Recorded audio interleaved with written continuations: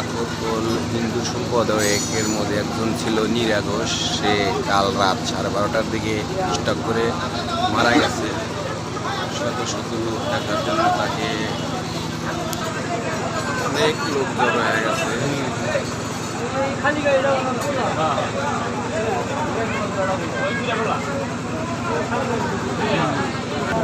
আমাদের বিশ্বনাথ দাদা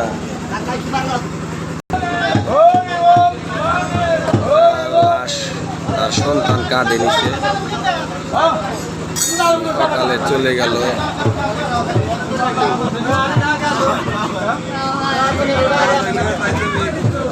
তার লাশ স্থাপন করবে টাঙ্গাইল কাকমার।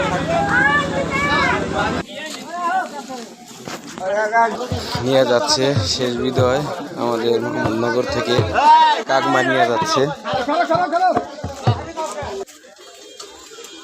চলে গেল শেষ বিদায় নিয়ে।